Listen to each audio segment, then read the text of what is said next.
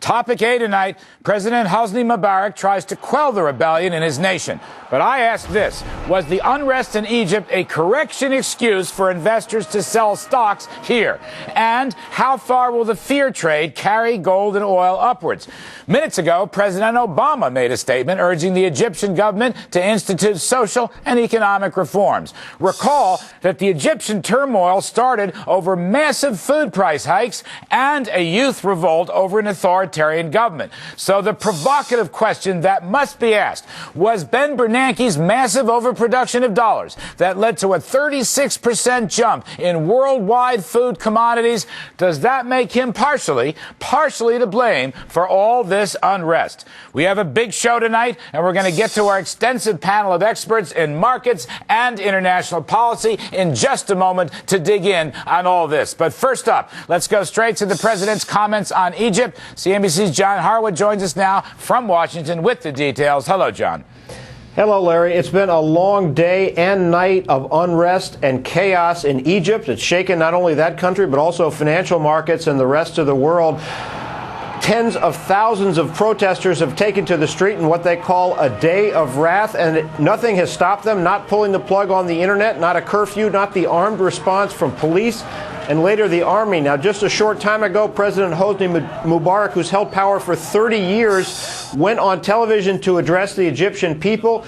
He did not offer to step down, although he said he was seeking the resignation of the rest of his government. And President Obama shortly thereafter went into the White House and gave a speech and said, for President Mubarak, it must be more than talk. When President Mubarak addressed the Egyptian people tonight, he pledged a better democracy and greater economic opportunity. I just spoke to him after his speech, and I told him he has a responsibility to give meaning to those words, to take concrete steps and actions that deliver on that promise.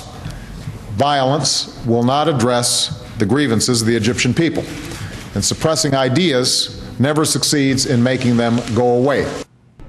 Now, President Obama also called on the protesters to show restraint and to protest peacefully. He expressed their aspiration in terms of the universal aspirations, and administration officials included among those universal rights access to the internet and alternative forms of communication, social networking. But in expressing some solidarity with President Mubarak and his ability to implement reforms while also identifying with the protesters, President Obama was walking a fine line. The Egyptian people want a future that befits the heirs to a great and ancient civilization. The United States always will be a partner in pursuit of that future, and we are committed to working with the Egyptian government and the Egyptian people, all quarters, to achieve it.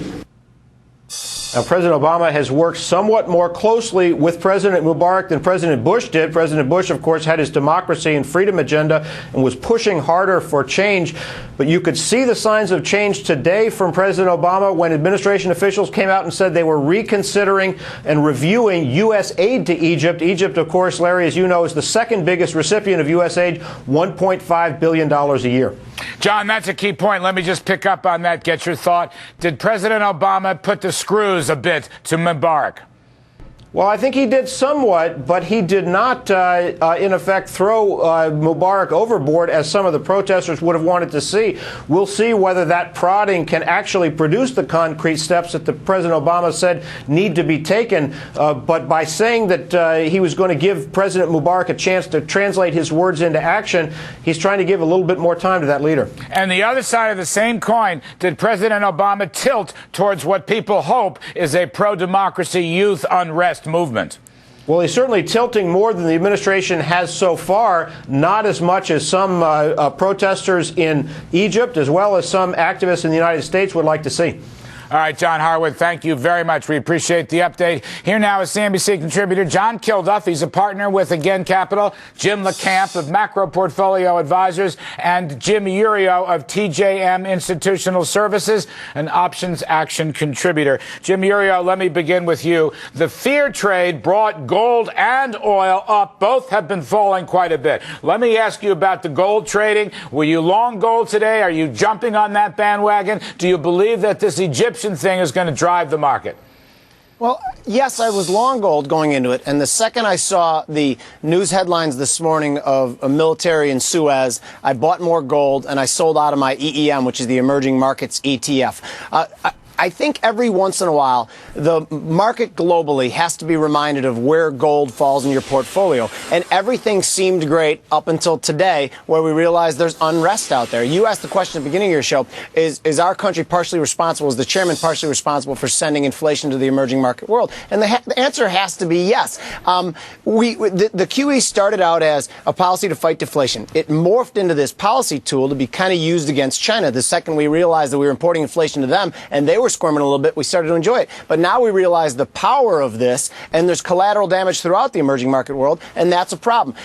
When the market looks at this trade, though, they don't say, is Tunisia and is Egypt, is that a huge deal? What they say is the situation ripe for this to spread to other countries, a oil-producing country, or perhaps China? There's been reports of rural unrest there. So is gold something I'm going to be long? Yes. I'm not sure it's going to rocket up above 1,400 again anytime soon, but I'm not going to be shorted. I'm not going to be neutral. All right, John Kilduff, I asked you the same question, and the contagion effect is on everyone's minds, as is the Suez Canal closing effect. What can you tell us about that? Oil, like gold, have been falling in recent weeks. Yeah, well, to answer your top question about are we partially responsible as a government, I'd say yes. I mean, we've all been I've talked a lot about what I call the financial physics. All this printing of money, the growth of M1, the growth of M2, had to show up somewhere.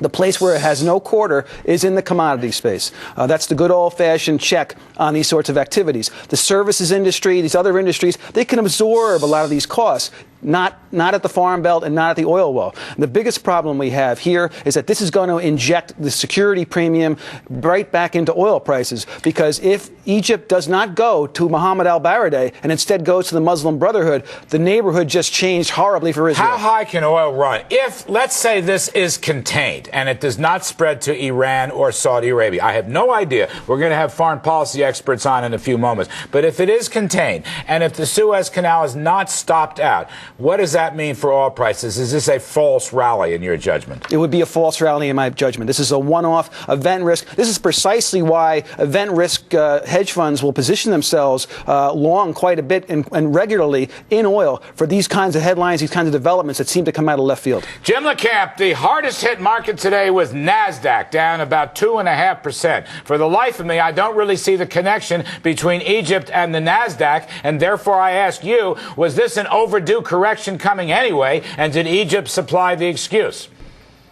Yeah, the connection is that the NASDAQ represents risk. I mean, if you look at what the NASDAQ has done recently, we've seen a lot of these high-flying names, Larry, whether it's F5 Networks or Salesforce.com, even Amazon.com, that came in with less than stellar earnings, and these stocks have really been cracking. So the NASDAQ led last year in performance. Now it's starting to sell off a little bit as investors are a little jumpy about the sustainability of this.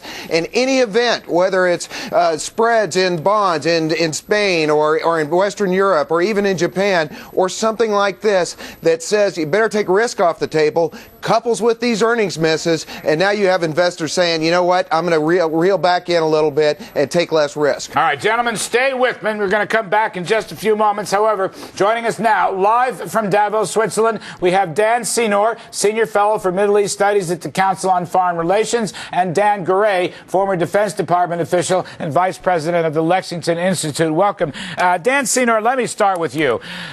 Pro-democracy, I hope, youth revolt against an authoritarian regime, massive spikes in food prices. Let me just at the top. Will the Mubarak government fold, Dan, in your judgment?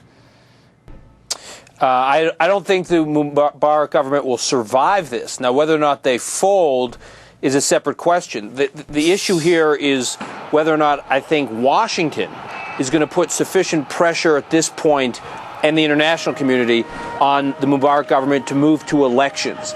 If they move to elections, either Mubarak or someone who represents Mubarak's party will run for office. And the question is, can they survive an election against two other political forces? One are the Islamists, the Muslim Brotherhood, and the second, and I think most powerful, most potent on the streets now, is this young, vibrant, secular, urban protest movement that is rearing its head. And I think if that last group can out-organize the former two, Mubarak is done, and I think the Islamists are weakened.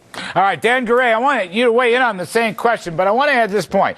If food prices hadn't spiked up, all right, we're going to talk about Bernanke later in the show, but if food prices hadn't spiked up, if the Egyptian economy weren't in such lousy shape, would this have happened? You know, I think it would have probably happened anyway, given the example of Tunisia. And the reason is there has been a repressed popular antipathy towards the Mubarak government. It has grown over time. They know he's a short-timer under the best of circumstances. Nobody was particularly thrilled to have his son as heir apparent and guaranteed next president for life. So I think that this was a moment that was waiting for a catalytic event. It could have been just food prices. It could have been something else international. It was the Tunisian events. But we can see that, you know, there's more here than just poor people who can't get the right price for bread or oil. All right, we're going to leave it. Hang on. You're all going to stay with us. I need to take you. Oh, no, I've got another minute. All right, let me go back to Dan Senor. Dan, how important was this food price spike? I mean, this is an unintended consequences of American monetary policy. Nobody is going to admit it. I want to ask you how important that is and whether there's any let-up in it in the streets of Egypt. It was actually central. Look, there were protests in Cairo and in Beirut for different reasons in 2005, early 2005. They basically got shut down. What is different between 2005 and today? A number of factors, but I think two of the most potent are, one, the food prices. Egypt is the largest importer of wheat in the world. Look at the 55 food commodities tracked by the UN. That basket has been increasing in Egypt, the price of those commodities, for the 6th month in a row this past 6 months, the highest it's been in a couple of years. That is a problem that can't go away. I don't know how the Egyptian government manages that, mitigates that. And the second is the power of the media. They shut down Google, they shut down Facebook, but there's still this pan-Arab television. They're meddling with it, but it's like whack-a-mole. The pan-Arab television, like Al Jazeera and Al Arabiya, is broadcast in normal times all over Egypt and all over the region. So young people all over the region are watching what's going on here in real time. The ratings in these Arab satellite channels have completely spiked in the last couple weeks, and I think those are two inputs that add the fuel to this anti-autocratic dynamic you have going on in the streets. All right, gentlemen, stay with us. We're going to come back to flesh this out much more coming up.